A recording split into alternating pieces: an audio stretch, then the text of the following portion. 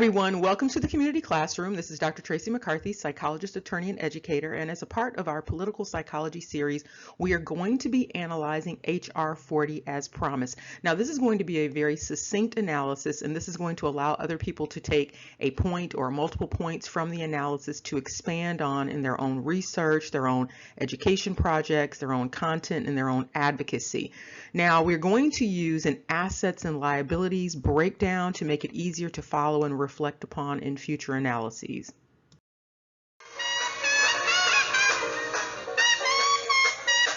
And if this video appears on anything other than Dr. Tracey McCarthy, as always, it is stolen and unauthorized. Let's get started.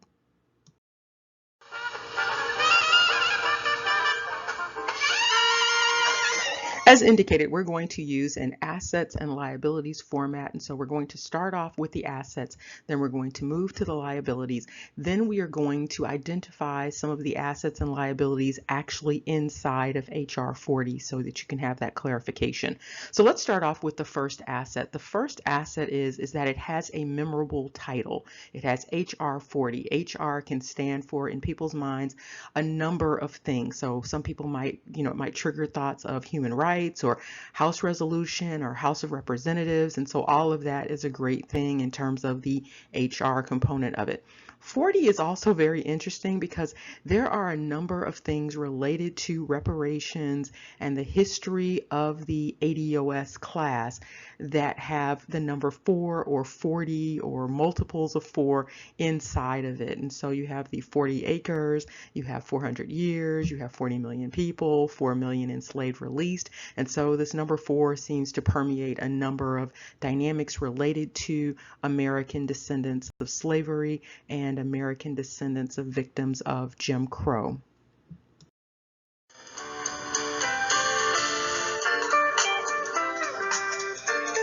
So let's get started with some of the assets. We're going to do a process where we look at the assets first, and then we look at the liabilities, and then we're going to look at some examples of assets and liabilities actually inside of HR 40 so that it provides some clarity regarding what we're talking about here. Okay, so some of the assets are, just to start off, is that HR 40 actually introduces a number of things that are important in terms of framing this dynamic of reparations. And so the first thing that it does is it introduces the need to examine the crime against humanity known as slavery in both the colonies and the United States of America. It also introduces the need to examine the issue of restoration, and this is consistent with responses to other modern crimes against humanity related to World War II ethnic victims in the United States. It also introduces the dynamic of parens patriae and that duty of the United States regarding slavery victims, Jim Crow victims, and the current descendants of victims of crimes against humanity. It also introduces the parens patriae duty of the United States regarding what is known as the social contract and constitutional equal protection. And so all of these assets are very important in terms of HR 40. And so some additional important assets are the introduction of a number of dynamics. And so first of all, there is the introduction of parameters for a legacy class. And so they have created these parameters. Now, there are some liabilities associated with the parameters that have been created. However, the fact that they have actually been thinking about the need to create those parameters, that's an important dynamic. And that is a big asset. And so an additional asset is the consideration of not only the primary harm of slavery and Jim Crow, but a consideration of the sequelae of that harm. And so they are talking about not only the original harm, but present day consequences of the original harm. And so some additional issues that are assets are that HR 40 addresses both de facto and de jure discrimination and constitutional violations, and this is important. And so what they are looking at and considering is not only discrimination that was legally sanctioned, but they are looking at discrimination that occurred as a matter of fact and that was not curtailed, and in some instances may have been undergirded or supported by some de jure discrimination, which is discrimination in law. So that's written discrimination. Then there's a focus on restorative and reparative justice versus social justice. Now, there is a point at which it sort of diverges and it creates a bit of confusion, and so it sort of goes down a social justice pathway, and we're going to talk about that in terms of liabilities, but in general, it is focused on restoration. There is also this dynamic inside of HR 40 that HR 40 is actually a reparations proposal development. And so it's not just a study of slavery or a study of harm. It is actually embedded in it is a reparations proposal development. And so this is a big asset, even though it does not include a truth commission, which we're going to talk about. It does include this very forward-thinking, very positive component in terms of the overall umbrella of HR 40.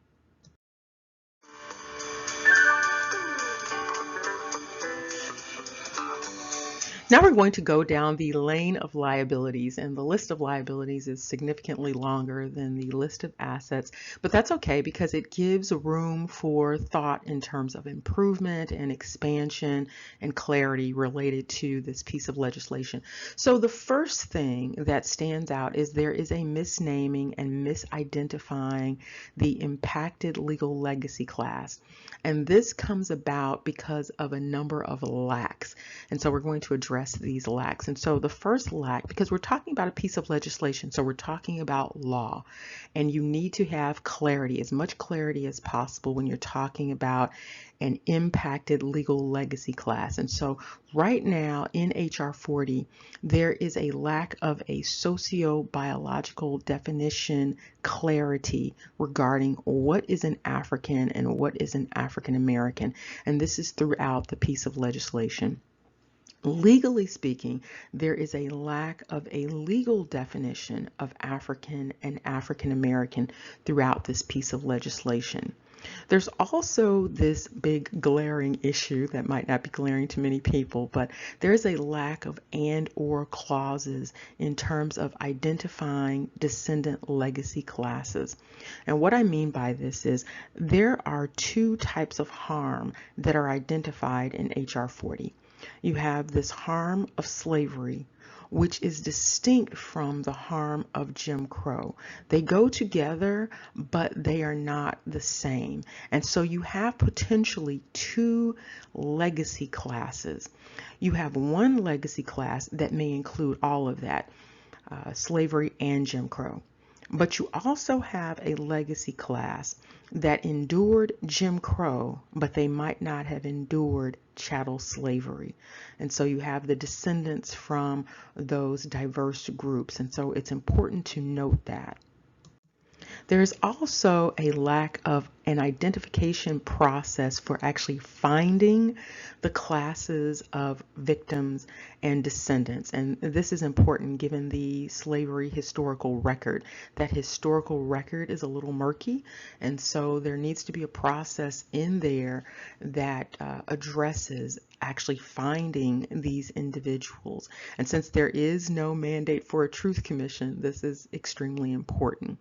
There's also a lack of a research mandate that includes data coming directly from Africa, Europe, Asia, and the Americas. There's also on the commission that they are planning, the study commission, there is a lack of a world history expert recommended for the commission. And of course, some may say, well, there is a requirement for a person who focuses on African studies and African American studies. However, that is insufficient given the complexity of this particular legal legacy class.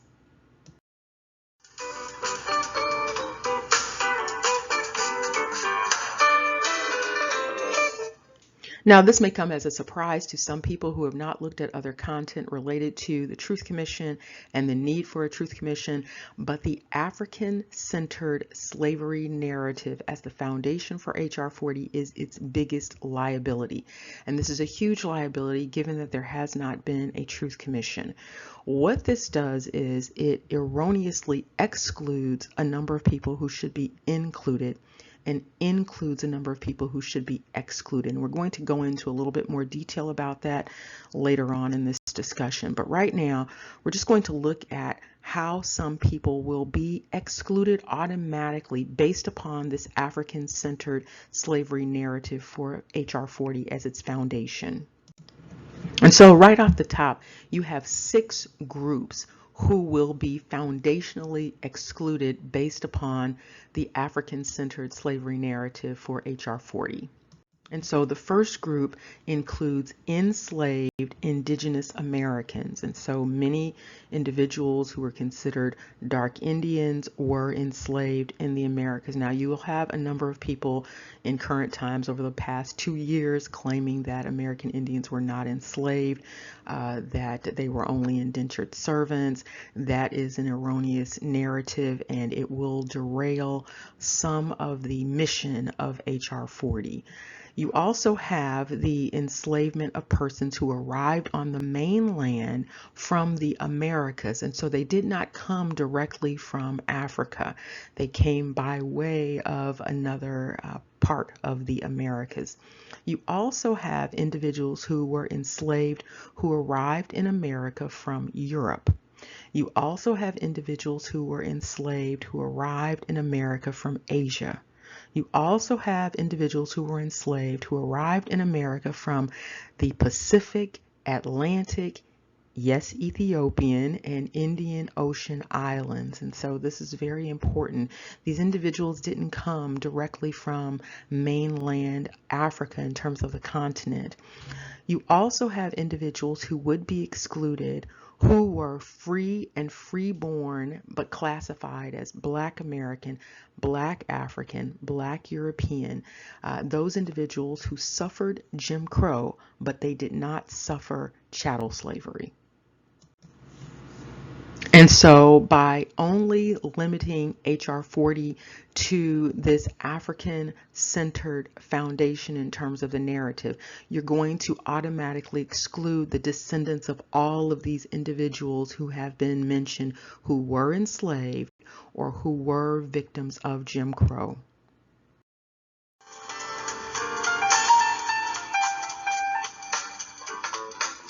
And for those who benefit from some visual aids, we've got some visual aids here so that you can just think about this issue of not all enslaved persons were transported from the continent of Africa.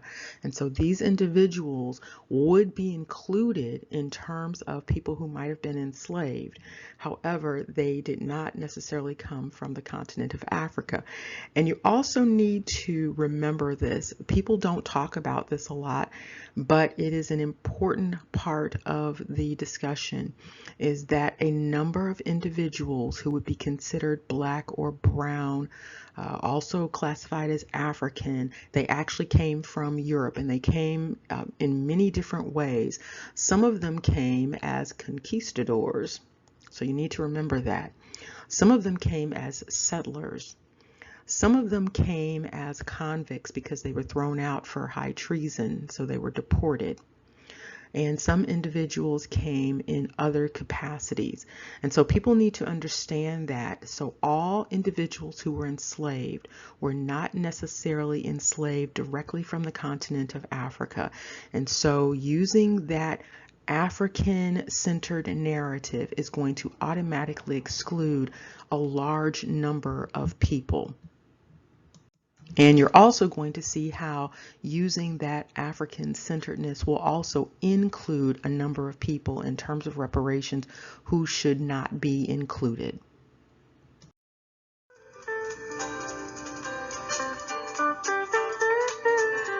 Now we're going to quickly turn our attention to the liabilities related to the commission itself. And so there are 4 that we're going to talk about right now.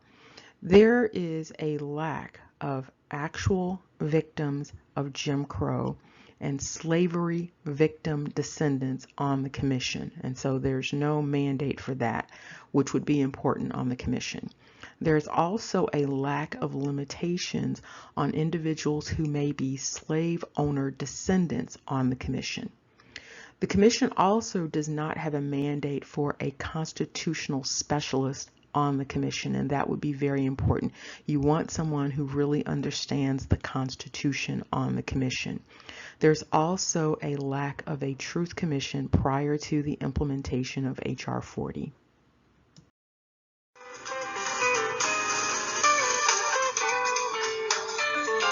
As mentioned, there are some problems with misnaming and mislabeling the legacy class, and there is an exclusionary use of the singular ethnic identifier of African American throughout H.R. 40. This is a huge problem because African American is a modern term that is used to define a particular ethnic group that exists in current times. However, it's inconsistent with the history of slavery and Jim Crow, because during history people were not identified ethnically in terms of a class as African American, and so there were labels that were applied to individuals who were enslaved and who experienced Jim Crow, but it wasn't by and large African American. And so H.R. 40 needs to include the actual labels of individuals who were enslaved during the time of slavery and those who experienced Jim Crow. And so there needs to be some inclusion one way or another of the ethnic identifiers or the classifications of Negro, Black, Colored, Mulatto, Creole, Indian. There also needs to be an inclusion of what were considered the Black European classes, which would be individuals like the Black Irish, the Black Dutch, Black British, Black Scots. Now someone's going to of course say, wait a minute, those individuals were not really black, they just had dark hair. We have to use common sense here. If you say a Black Brit today, you were talking about someone who is identified as quote unquote black in terms of having darker skin. If you're talking about a Black American, you're talking about someone who has a phenotype that is consistent with including dark skin. And so we have to use common sense here when we're talking about these identifiers. But the most important thing is that African American as the singular ethnic identifier for enslaved persons and persons experiencing Jim Crow, this is an erroneous approach. There's also the exclusion of slavery by life indenture in terms of servitude. And so many individuals were enslaved through life indenture because of what was known as bastardy and mulatto bastardy. And so they found a way around chattel slavery by simply indenturing someone for a lifetime.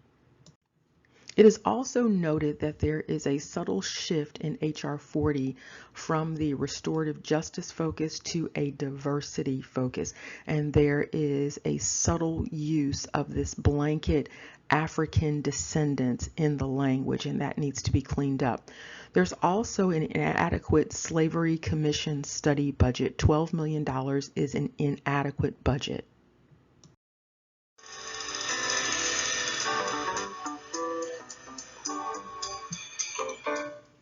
Some other liabilities related to H.R. 40 involve the lack of a legal analysis. Now, some people might say, well, you already know that slavery occurred, but in terms of setting out that legal foundation, this is a piece of legislation, and that legal foundation needs to be set forth, because you're going to have someone who's going to charge that slavery never occurred, Jim Crow never occurred. You want to have that foundation set out as a part of the study, and so it needs to be included. And so there are a number of lacks in terms of the study related to legal analysis. So some things that need to be included in the study are things like whether slavery occurred. Yes, they need to spell out and prove that slavery occurred, how slavery occurred, whether Jim Crow occurred, how Jim Crow occurred. They need to have a study of the diverse classes of victims. They need to have a study of the diverse classes of descendants. They need to have a study of the non-African slavery of enslaved Negroes, colored, Black, dark Indian victims. They need to also have a study of the justifications for the slavery defenses. So they need to be able to see the opposition. They need to understand that other side, and that needs to be spelled out. They need to have a study of the specific damages, and then they need to do a study of the justifications for reparations. And without these things in terms of a foundation, H.R. 40 will be under serious attack.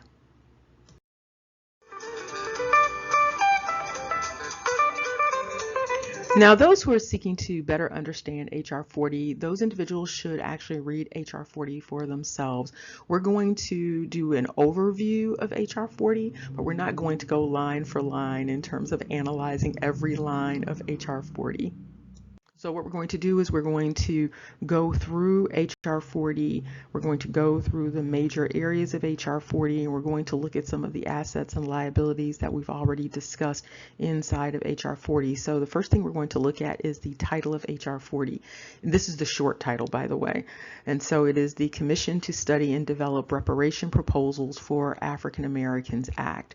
Again, you have that African Americans in there, which may be problematic in terms of this overall piece of legislation.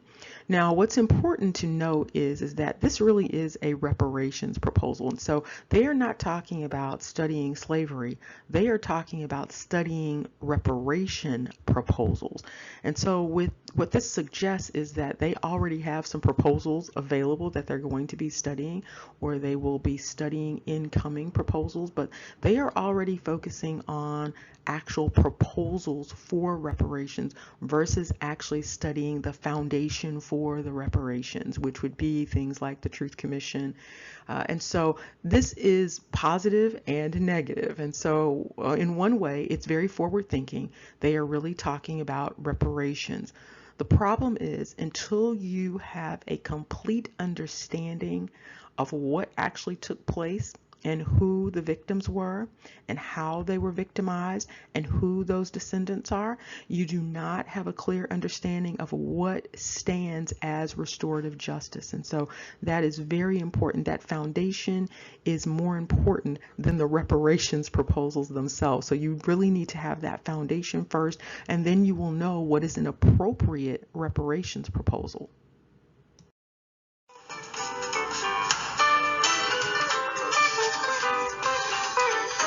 And we're not going to go line for line, but we're going to just go quickly over the major components of HR 40. And one of the things that you need to know is that when you have a piece of legislation that you are advancing, you need to show that there is constitutional authority for doing that. And so that's all this is basically talking about. And here you have provided the constitutional authority statement.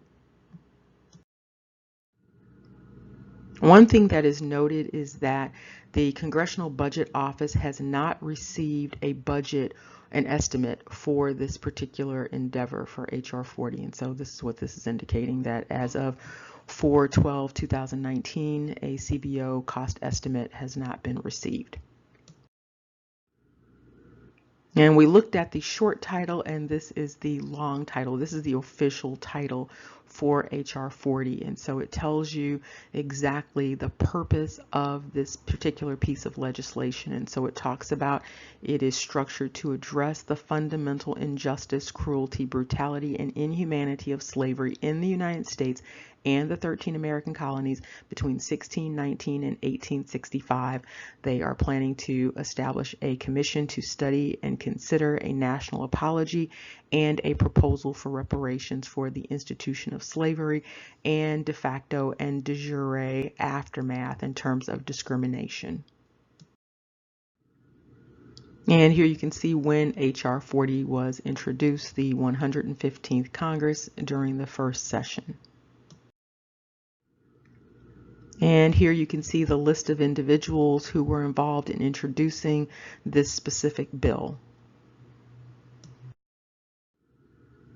And even though you have the long title consistent with legal processes, you have the authority to use this short title when you are citing HR 40.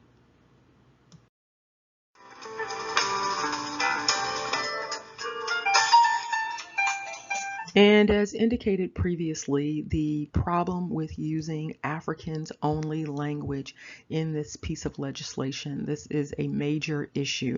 And so they've identified that approximately 4 million Africans and their descendants were enslaved in the United States and the colonies. However, as already indicated, all of the individuals who were enslaved, who had brown skin, they were not necessarily from the continent of Africa. And so this language needs to be cleaned up again, because it will automatically exclude individuals who should be included, and it will include individuals who should be excluded.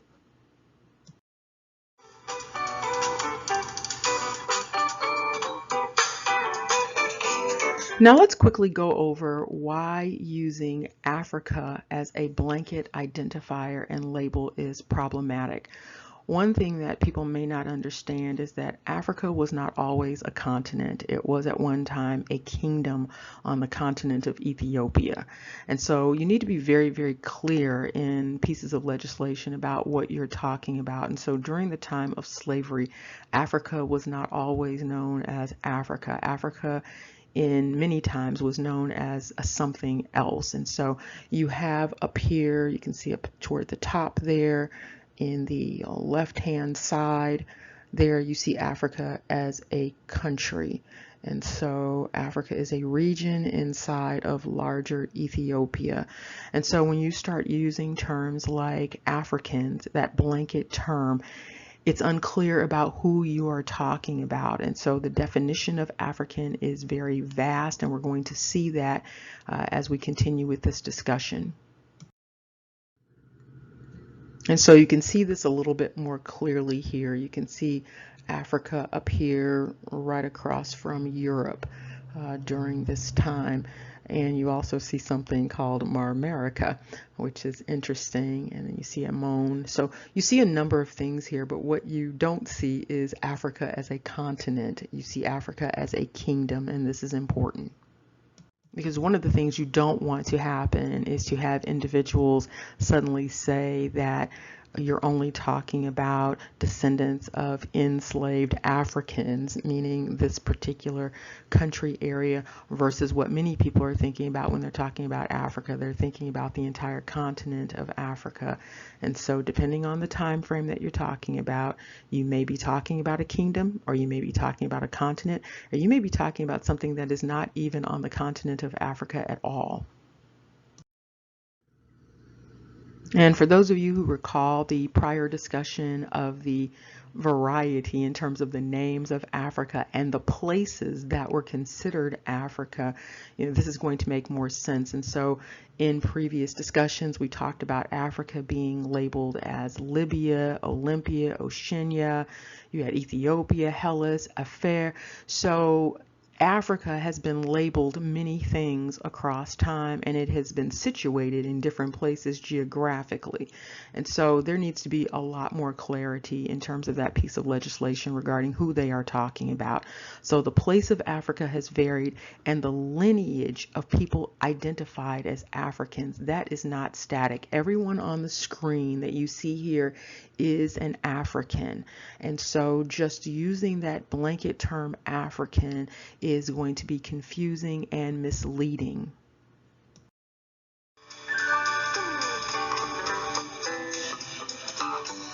One major asset is that the bill, the piece of legislation, actually identifies specific government culpability. So that's very important. And so they list things like Jim Crow, convict leasing, redlining, unequal education.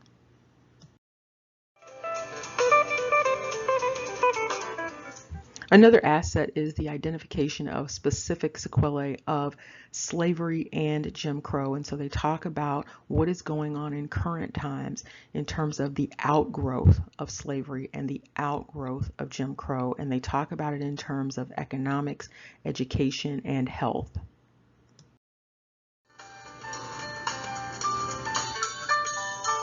Other assets include the fact that the study is actually of actual reparations proposals and actual proposal development. Again, there is the missing of the Truth Commission and some foundational study. However, they are forward thinking in terms of this proposal. It also includes federal and state government culpability in the discussion, and this is important. We've talked about this before in terms of reparations coming in many forms and from from multiple sources. And so you do have governments on the local level, the state level, and the federal level that were involved in slavery and Jim Crow. And so it's important to identify that. There's also the inclusion of the societal impact. And so not just the impact on individuals who were enslaved and their descendants, or those who experienced Jim Crow and their descendants, but there's a discussion about the adverse impact on society as a whole. So whenever you have dysfunction in one part of a society, you're going to have dysfunction in the entirety, even though it may not look that way on the surface. They are also seeking to address this dynamic whereby individuals are denying the inhumanity of slavery and the crime against humanity. And so they are also looking to address that, and how educational resources have actually been used, and technical resources and digital resources have actually been used to deny the inhumanity of slavery as a crime against humanity. Two additional assets include the addressing of both public and private complicity in slavery. There's also this examination plus recommendations dynamic, and so those are two assets.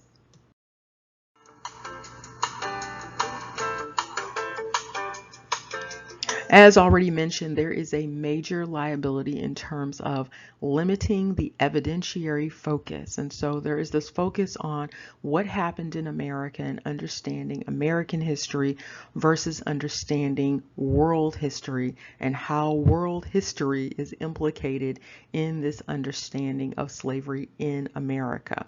And so again, there is that need for a truth commission in order to expand that evidentiary focus. You're not going to get the totality of what happened in terms of slavery in America without that truth commission.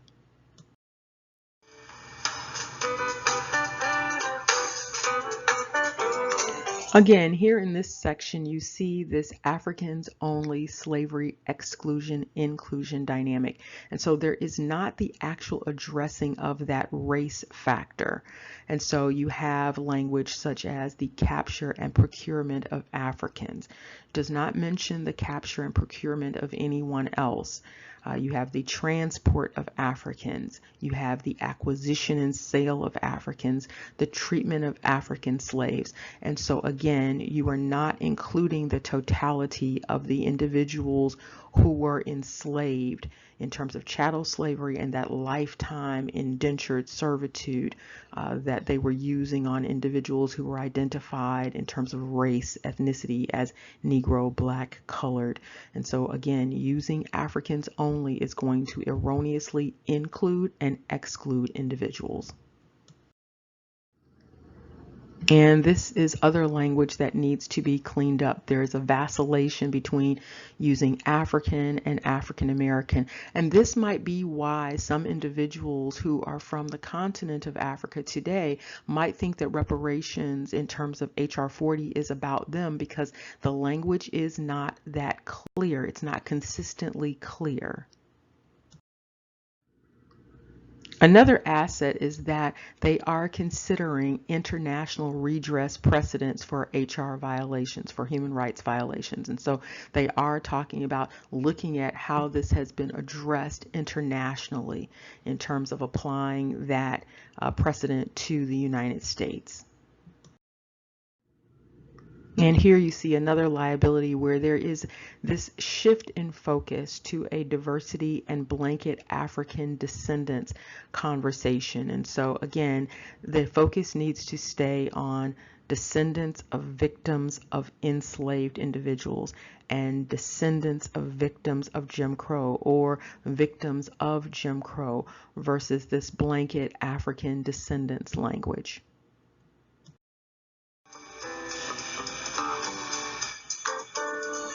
Another major liability is that the time allotted for the study is less than 1 year. This is an inadequate amount of time in order to study the totality of the situation that we're talking about here. And so individuals who are impatient may think otherwise. However, when you're talking about trying to get a handle on exactly what took place, exactly who the victims were, exactly who the descendants are, what would be appropriate redress for the specific harms, less than 1 year is inadequate in terms of doing that.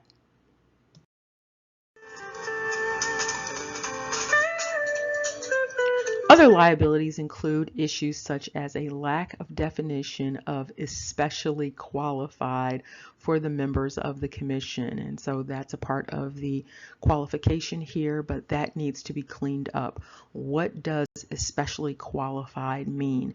There's also this focus on African American studies and reparative justice in terms of an expertise. Again, this needs to be expanded. This is not just about African American studies. That is an insufficient focus in terms of understanding the totality of the transatlantic slave trade, the totality of the slave trade that took place in the Americas coming into the United States, understanding the totality of Jim Crow. This is insufficient, and so you need to have individuals who have a more broad focus in terms of understanding the world and understanding slavery in America in that context. Because again, remember, not everyone who was enslaved coming directly from Africa. And so you have this very complex dynamic when you're talking about slavery in the United States and in those colonies.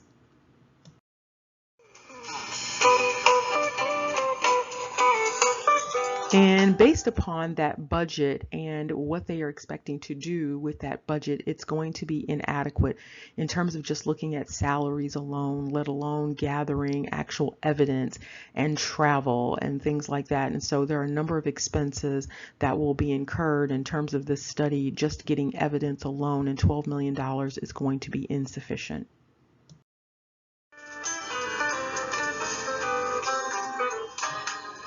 An additional liability is the lack of planning for international evidence acquisition. And so there is a focus on getting documents, papers, things like that in the United States.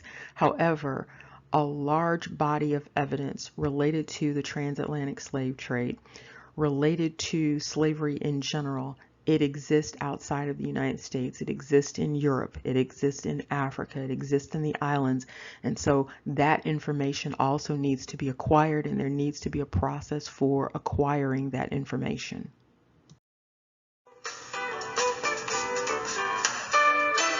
Now, a major asset for this piece of legislation is that it does mandate governmental cooperation in fact-finding.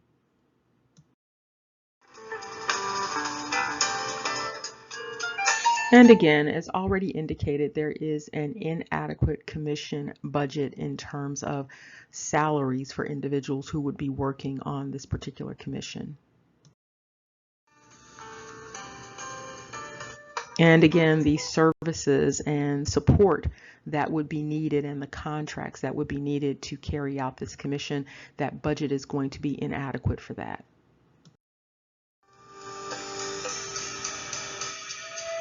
And here you can actually see the budget spelled out and the authorization for that amount.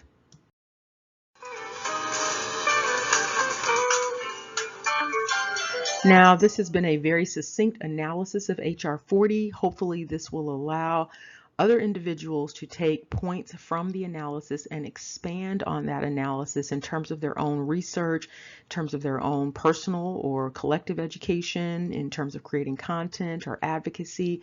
We've covered many of the assets and liabilities of H.R. 40, and hopefully you will be able to identify more so that it will expand the conversation related to H.R. 40, so that hopefully we can have a really solid piece of legislation, or at least a very solid approach to this dynamic of pursuing reparations. Knowledge is power. However, wisdom is often the principal thing.